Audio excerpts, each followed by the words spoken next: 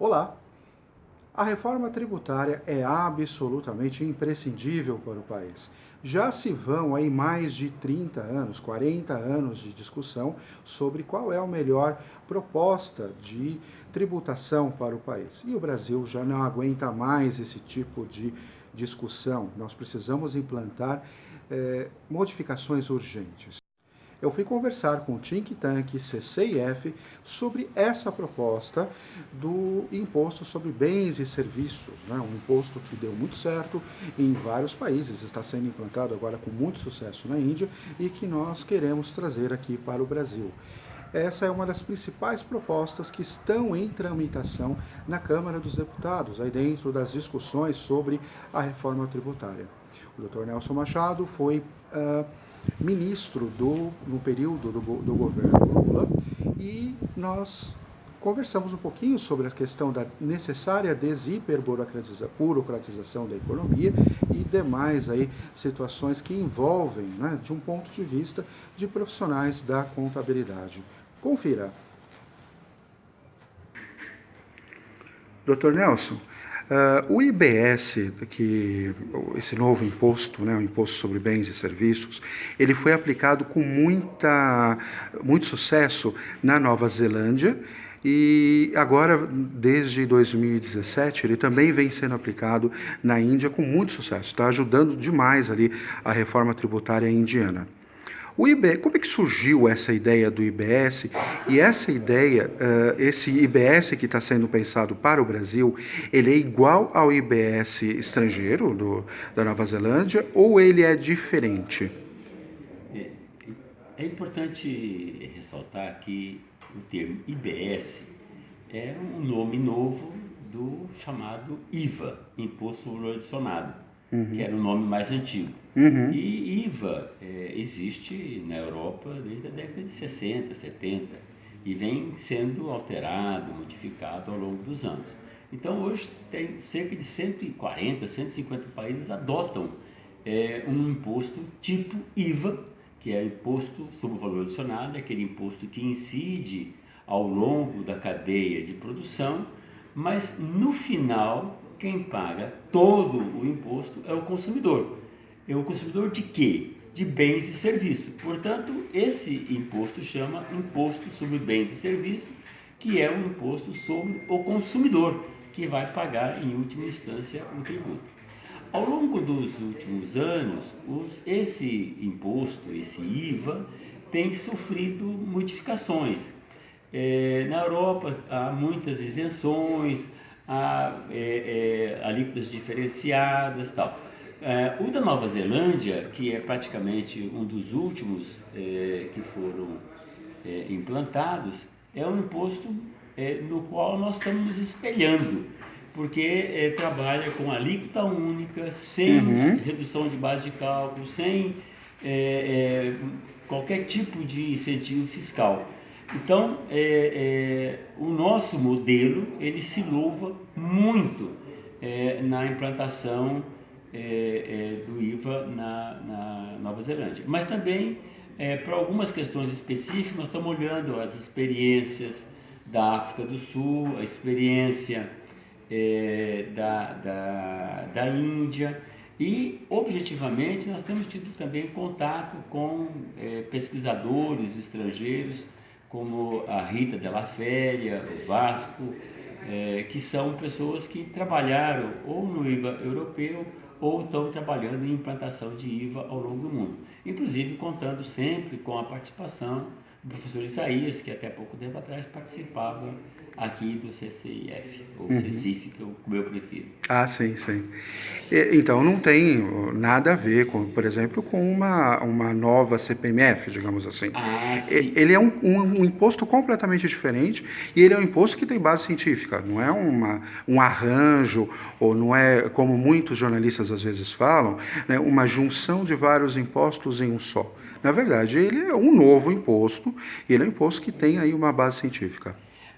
Na realidade, o IBS não se confunde com a CPMF. A CPMF é uma tributação, é uma cobrança sobre pagamentos de qualquer natureza.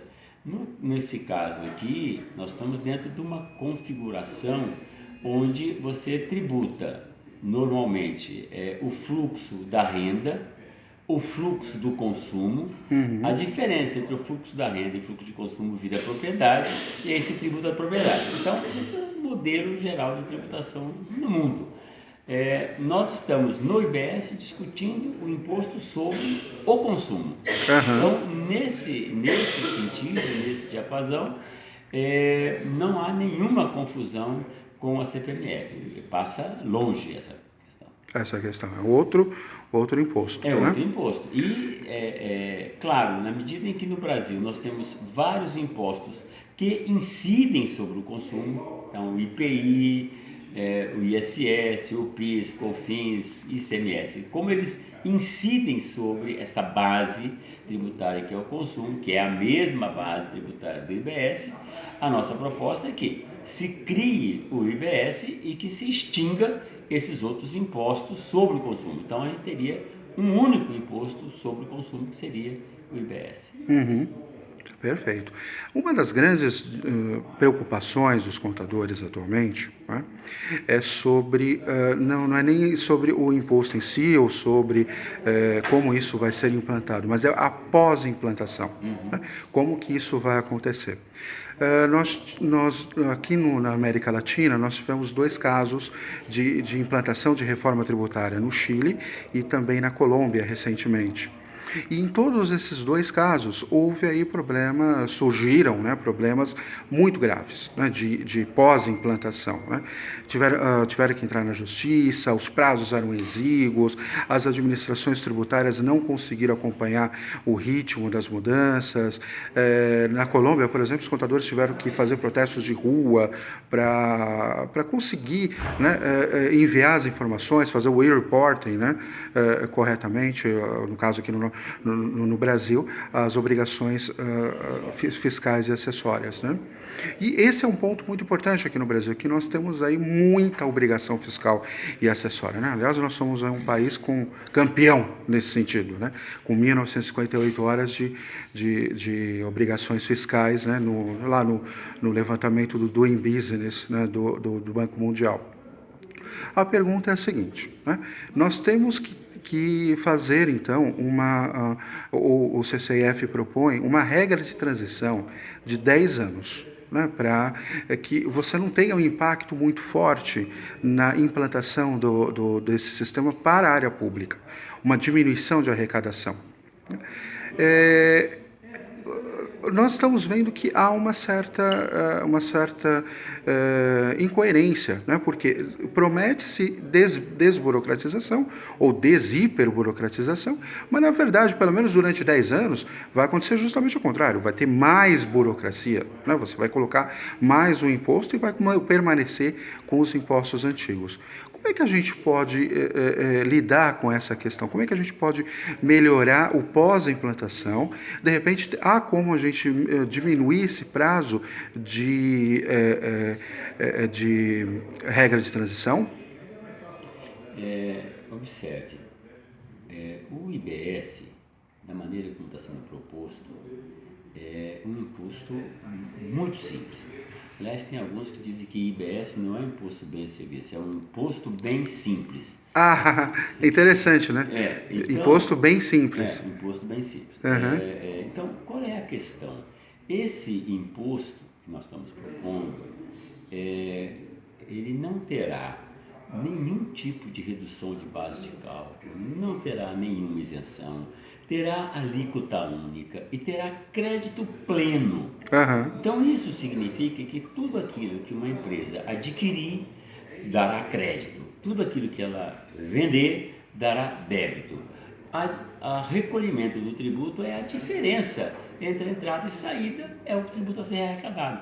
Então isso é de uma simplicidade, porque não tem que ficar discutindo substituição tributária, não tem que ficar discutindo se aquele serviço ou aquele trabalho tem a ver com o ISS ou se tem a ver com o ICMS, não tem que ficar discutindo qual é a alíquota que vai ser aplicada, porque a alíquota é única. Então, nesse sentido, o imposto será muito simples. Portanto, em princípio, nem precisaria da empresa fazer a apuração. por esse modelo, com a nota fiscal eletrônica, o documento fiscal eletrônico, o próprio fisco pode fazer a apuração e mandar a guia. Está aqui a guia, pode recolher. Uhum. O único documento, a única obrigação acessória que está no IBS é emitir o documento fiscal. Bom, não precisa SPED, não precisa apurações, não precisa guia, não precisa nada. Portanto, então, nesse sentido, ele é um imposto muito simples. E o que vai precisar para implantar do ponto de vista formal?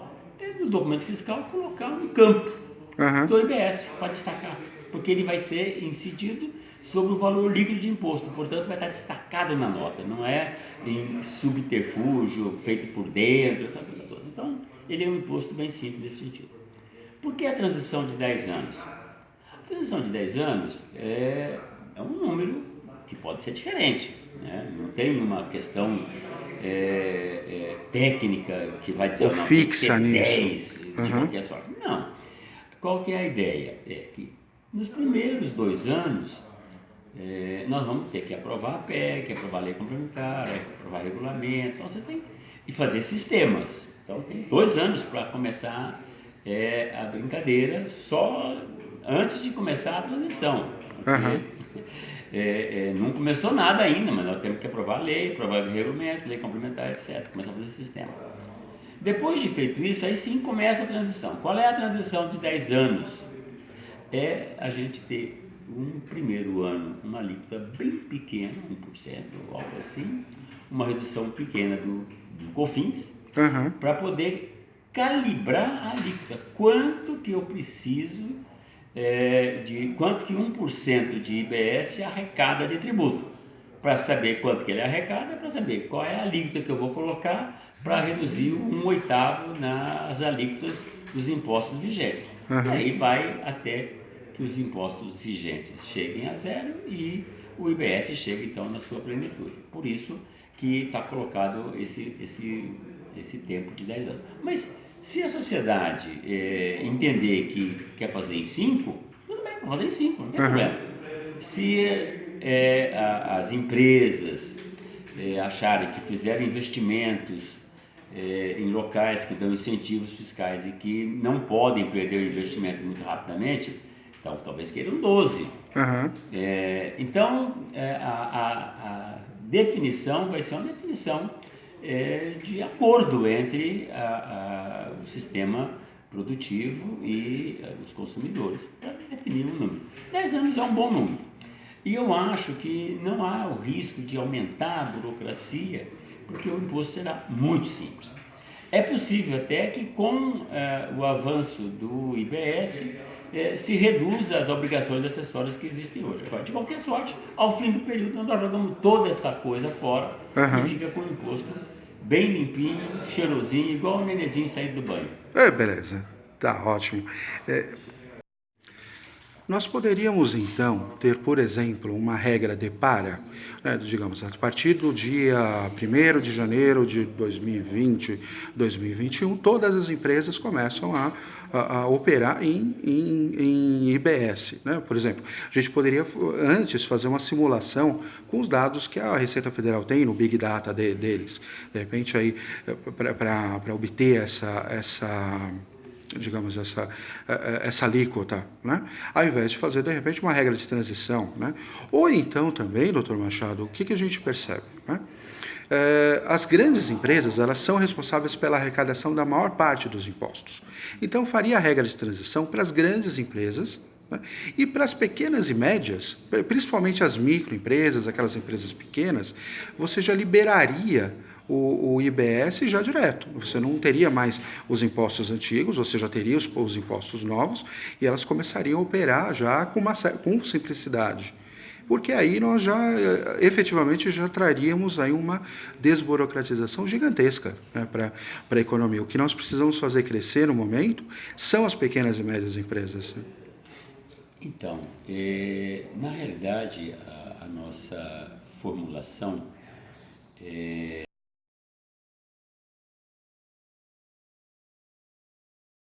porque é chamado uma linha de corte nessa tributação. Então, eles vão Inclusive, a nossa visão é que as empresas que hoje estão no Simples, elas poderão, se quiserem, continuar no Simples, ou, se quiserem, podem optar por entrar no IBS. Então, com isso, lá na frente, quando o IBS estiver totalmente implantado e os impostos atuais, PIS, COFINS, etc., tiverem sido reduzidos a zero, praticamente as pequenas empresas ficam livres de qualquer controle, de qualquer imposto. Não que ela não pague imposto, ela vai pagar o imposto. Por quê? Porque ela, estando fora do IBS, a hora que ela comprar, vamos pegar um exemplo aqui, a moça que vende tapioca na Paulista, ela não vai pagar IBS, mas, porque ela não vai precisar recolher, etc, etc. Mas, quando ela comprar a massa vem com imposto, ela não aproveita o crédito, então ela pagou o imposto. Quando ela comprar a panela, quando comprar o azeite para fazer a fritura, pagando. Ela já está pagando. Sim. Então, nós estamos deixando de cobrar apenas o valor adicionado que está no último elo da cadeia. Mas o custo de apurar isso, tanto para o fisco quanto para as pessoas, é muito grande. Então, é preferível você deixar de cobrar este pequeno pedaço que é o valor adicionado do último elo da cadeia de pequenos contribuintes. Então, você pega uma pequena empresa uma qualquer. pequena empresa qualquer. Por exemplo, alguém que monta uma empresa para fazer publicidade, digamos assim. Não importa, se ela tem um faturamento até 100 mil reais, 150, 200, esse número não está definido ainda. Mas qualquer valor nesse patamar, né, na Europa eles trabalham muito com a ideia de 100 mil dólares, este último elo fica fora da tributação, porque são valores pequenos que não compensa nem para o fisco ter um trabalho de fazer a fiscalização, a arrecadação, e para as pequenas empresas também fazerem esse trabalho. Então elas pagam lá uma licença, alguma coisa para a prefeitura e acabou, não tem mais nada. Então a simplificação é total. Muito bom, realmente aí sim trará uma desburocratização. Exatamente. Né? As uma pessoas desburocratização de fato. Vão estar fora do IBS. Até 100, 200 mil reais, 300 mil reais por ano, está fora do IBS. Porque esse é claro que nós precisamos atrair as grandes empresas, mas quantas empresas grandes nós vamos atrair? Umas 20, 200, não muitas. Mas a ideia é mesmo exatamente essa. Agora com a União Europeia, nós vamos atrair algumas empresas, né? Mas não muitas. Agora, o que nós precisamos fortalecer é a pequena e média mesmo, realmente aumentar e simplificar o sistema como um todo. Quer dizer, o sistema que está hoje, é muito difícil você fazer a simplificação das obrigações tributárias, porque as obrigações tributárias respondem ao imposto objetivo que está colocado. Se a regra do imposto é complicada, a apuração é complicada. A apuração vai ser muito mais complicada. A apuração é complicada e a prestação de conta também é complicada. Então, por isso que nós estamos trabalhando com a ideia de fazer um imposto simples. Aí as obrigações acessórias desaparecem por encanto, não precisa. Você não vai ter... Para que a Receita Federal, as administrações tributárias estaduais e municipais vão ter que se importar com isso? Elas vão fazer a fiscalização, a cobrança tal, das empresas que têm porte. As outras não precisam ser cobradas. Beleza. Tem duas perguntas aqui, só para a gente terminar a entrevista, né? Uma é do contador Ronaldo Dias, ele de Tocantins, né? Na verdade, ele fica entre Tocantins e Curitiba, né? Ele fica aí, ele tem negócios nos dois lugares, né? E ele fez a seguinte pergunta, olha só. No IBS prevê-se, né, créditos não cumulativos, né? E créditos não cumulativos, eles acabam arrebentando o setor de serviços, que quase não tem como conseguir crédito, né? Pois ele precisa de mão de obra intensiva, né? Como resolver isso? No caso, se a ênfase não é no setor de serviços, ou se não é na pequena empresa, essa pergunta já está respondida.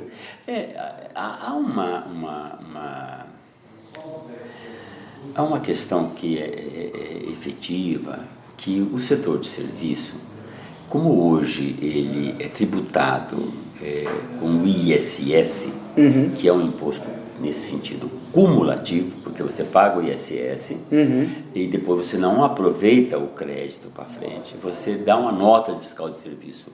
A empresa que recebeu a nota de fiscal de serviço não aproveita esse crédito, mas ele é um imposto baixinho, que ele vai até 5% no máximo do valor faturado. Então, o pessoal da área de serviço, quando olha para esse setor, fala, bom, eu já pago 5%. Se entrar o IBS, esse negócio vai para 15, 20, sabe Deus quanto, né? O ICMS é 25, 30, depende. Então, para substituto vai dar uns 20%, digamos. Sim. Aí ele pensa, bem, peraí, eu pago 5 hoje. Agora eu vou pagar 20. Como eu não tenho nada para pedir crédito, então eu vou pagar muito mais. É que ele esquece de fazer uma conta. Qual é a conta que ele tem que fazer também? Mas peraí, eu vou fazer uma nota fiscal e vou botar 20. E vou pagar e vou mandar para o meu cliente uma nota fiscal com 20% de imposto. É claro que o cliente dele vai aproveitar esse crédito de 20. Sim. Ele vai aproveitar o crédito. Então, se antes eu fazia um serviço e cobrava 100, eu tenho um contrato, eu cobrava 100 por mês e tal, e pagava 5 de imposto, esse imposto morria, ficava ali e acabou. Agora, hoje eu posso negociar com o meu cliente. Falei, escuta, antes eu fazia por 100, agora eu quero 115, porque eu vou te dar uma nota fiscal com 20% de imposto, e você vai aproveitar esse imposto. Como nós temos uma transição de 10 anos, digamos que o cliente, não topo, não quero, não aceito, o contrato é esse e não tem conversa. Tá bom, mas o contrato não é de 10 anos, o contrato é de 1 ano, 2 anos. Tá bom, hoje eu tomo um pouquinho de prejuízo, mas não é 20 a alíquota, é pequenininha, a alíquota é 1%, 2%. Então, dá para suportar esse acréscimo de imposto quem está prestando serviço, dá para suportar. Agora, daqui a 1 ano, o contrato é outro, vamos fazer o contrato. Aí vamos levar em conta que você vai usar o crédito que eu estou te dando. Então, o que você está pagando não é um serviço mais caro. Você está antecipando um imposto que você vai aproveitar. Tá certo? Então, essa é uma das razões também da transição. Dá tempo de refazer os contratos, reanalisar e repactuar os contratos entre os produtores, consumidores, fornecedores e assim por diante. Não, isso é perfeito, então. E finalizando aqui,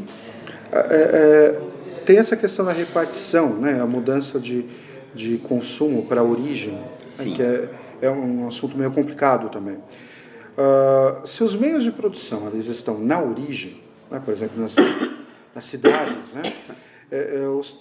Os trabalhadores, infraestrutura, massa de pessoal alocado, são necessários recursos nessas regiões para que você tenha aí meios de produção com mais qualidade, né? Como resolver essa questão dentro dessa proposta do IBS, né? Porque o IBS ele vai captar no destino e não na origem. Observe, primeiro vamos fazer uma distinção. A questão de origem e destino não altera em nada para as empresas, porque quer seja origem, quer seja destino, as empresas têm que emitir nota fiscal e débito, crédito e recolher. Bom, então, para elas é transparente isso. Essa questão da origem e destino tem a ver com a repartição do produto da arrecadação entre os entes federativos. Então, quando São Paulo vende para Minas, hoje o imposto em tese ficaria uma parte aqui com São Paulo, porque é a alíquota aqui, e um pedaço pequeno, porque a alíquota interestadual é menor do que a alíquota final, ficaria lá com Minas Gerais, o produto da arrecadação. O que nós estamos propondo aqui é o seguinte, não depende aonde você produziu, você recolhe aqui, mas recolhe com a alíquota do estado para onde está indo, e esse recurso vai pertencer a ele. Mas você arrecada aqui, o órgão centralizador depois redistribui. O que você está questionando bom, mas espera, por que você vai mandar o recurso para o destino e não fica aqui onde está sendo produzido. Porque quando ele é na origem, você cria uma disfunção que é os estados darem incentivos fiscais para atrair a indústria, para atrair a empresa para o seu local. Quando ela dá incentivo fiscal e atrai, uma empresa que não viria para lá, ele ganha. Mas o outro estado perdeu. Sim. E aí, quando todos entram na guerra fiscal, porque isso é uma guerra fiscal, quando todos entram, a arrecadação como um todo cai, que é o que aconteceu agora, está acontecendo. Então, quando a gente leva, pelo contrário, para o destino, você está privilegiando o consumo.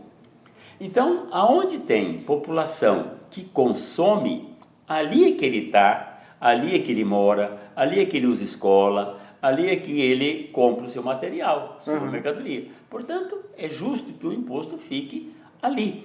E com isso, acaba a guerra fiscal. As empresas vão se localizar aonde for mais eficiente, aonde ela tem menos custos. Custos de transporte, custos de logística, custos de capacitação, custos dos vários variados modelos. Né? Então, é nesse sentido que a questão de mudar a arrecadação da origem para o destino favorece muito a simplificação dos impostos, porque acaba com os incentivos, redução, guerra fiscal, e privilegia aonde está o consumidor, que é ali que ele está, e é aí que tem que ficar o recurso. Não, perfeito. Olha, muito obrigado então pela entrevista. Né? Foi um prazer. Eu acho que tem um monte de assunto, mas assim, com o passar do tempo nós vamos aí discutindo mais essas questões, né? Agora, a gente está há 40 anos discutindo uma nova reforma tributária. Dessa vez sai? Eu acho que sim, tem grande chance, porque o país não aguenta mais esse modelo tributário que está aí. Né? O contencioso fiscal, a insegurança jurídica, bilhões e bilhões de autos de infração que o fisco lavra, depois não recebe, que as empresas põem no balanço, depois não pagam. A discussão no Supremo Federal vai decidir coisas minudências da legislação, vai ao Supremo para decidir. É um absurdo esse negócio. Então, eu acredito que a gente tem uma grande chance de passar essa reforma. Maravilha, muito obrigado então, né? E parabéns pelo trabalho do CCF. Obrigado e estamos sempre à disposição aí, tá bom? Obrigado.